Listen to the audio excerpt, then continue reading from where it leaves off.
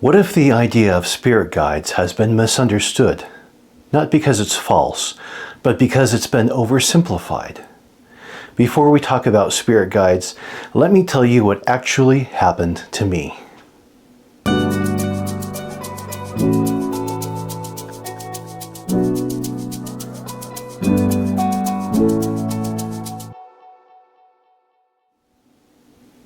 Hi, I'm Eric.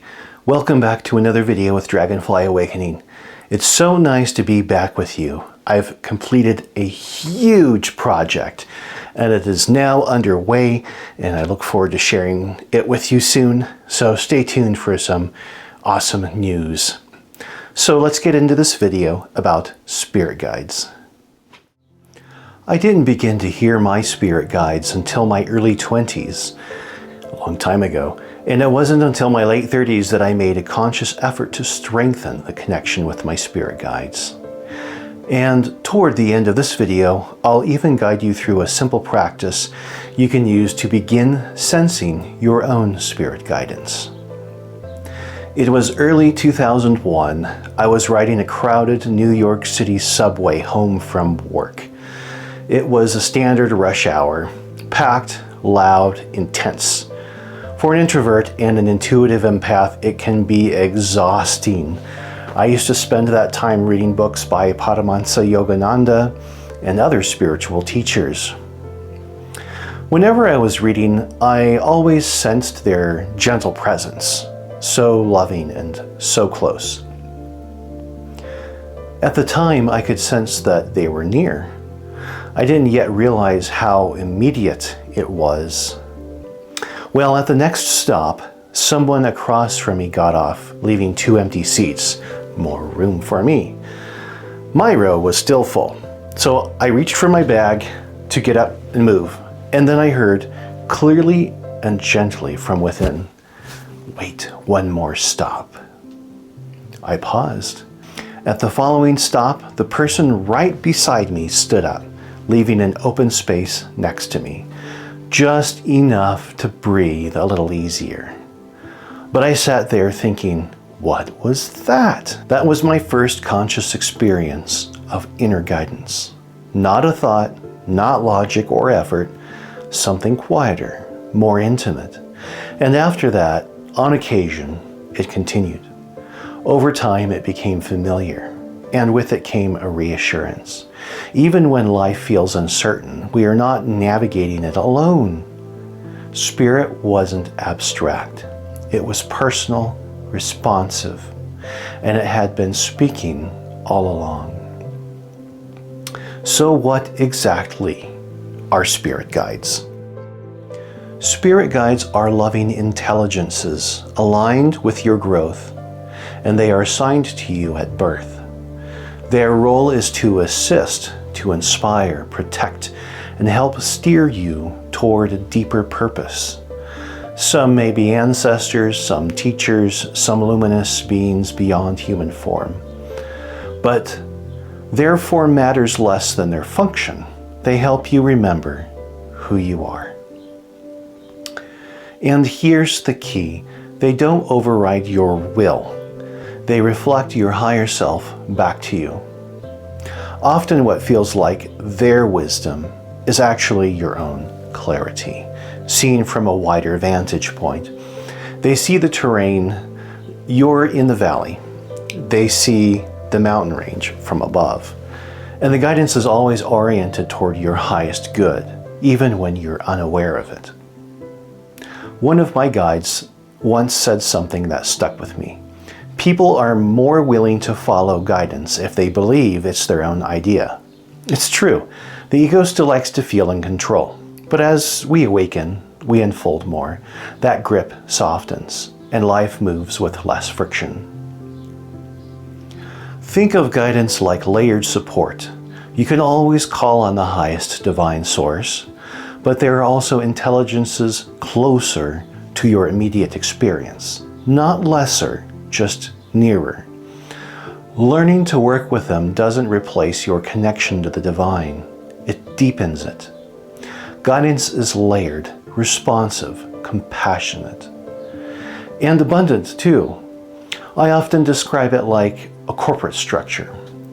We don't really need to approach a senior VP or CEO with questions about our daily job details. There are plenty of coworkers and supervisors among us. There came a point when I was in a new chapter in my life and grew a bit tired of the trial and error I was experiencing. It was here when I made a conscious decision to grow closer to my spirit guides. I paused and I admitted inwardly, there must be an easier way, and something softened. I realized I am supported, I am loved, I am not alone. I opened myself only to guidance aligned with truth, love, and the highest good, not effort, permission. Almost immediately, a deep ease settled in, not emotion, not imagination, a quiet knowing. I was being held, but what came was not mere heartfelt guidance for me. It opened up multiple layers of perception. In the days that followed, I decided to gently explore this openness to guidance. One afternoon, I felt drawn to journal, not with questions or expectations, but simply with receptivity. I relaxed, opened myself inwardly, and asked for whatever wisdom might be helpful. What came next surprised me. The words didn't arrive as effort or imagination. They came fully formed, clear, direct, and distinctly not my usual inner voice. At times they were poetic, at times practical, and occasionally playful. It could be quite funny, actually.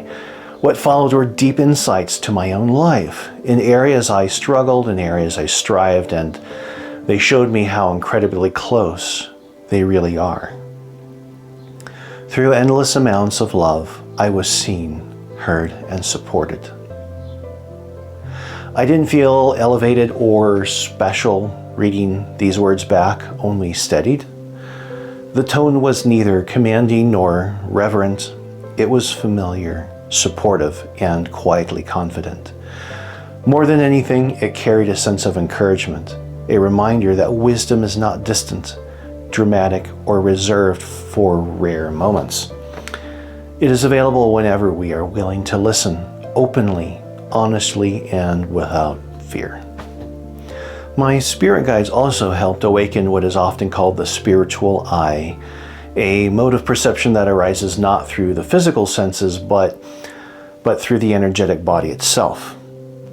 Through this way of seeing, I was shown the intricate network of energy centers and pathways that move through and around us, and how unresolved emotions can constrict or cloud their natural flow, and how healing wasn't so much a problem to fix, but simply a restoration to fullness or balance.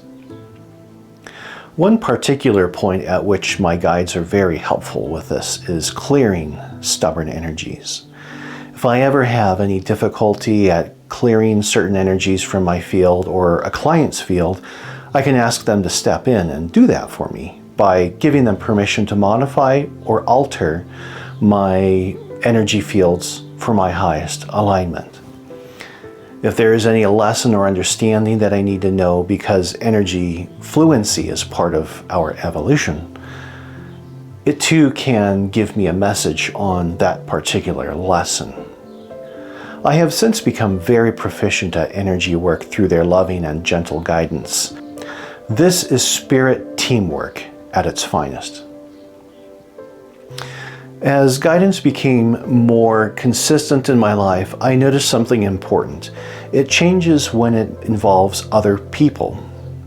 When guidance affects a partner, family member, or someone you're working with, discernment has to deepen.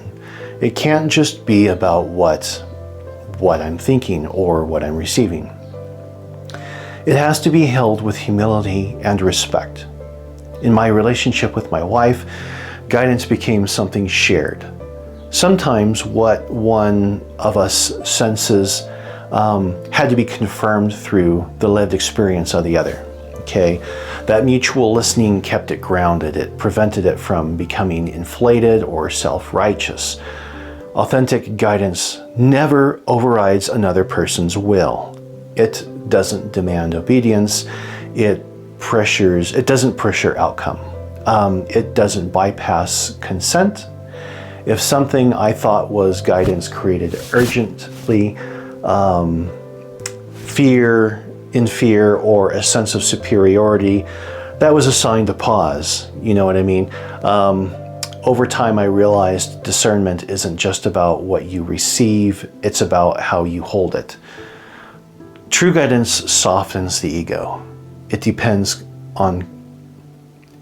connection. It respects the mystery of another person's path, even when your lives intersect. When held responsibly, guidance becomes less about control and more about shared listening. Following are some common questions I get about spirit guides. First question is, how do you know you're not making it up? Well, discernment develops the same way any relationship does, through familiarity.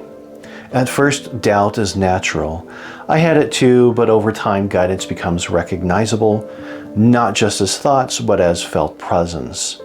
It has a tone, a texture, a quality. You don't prove it intellectually, you recognize it in experience.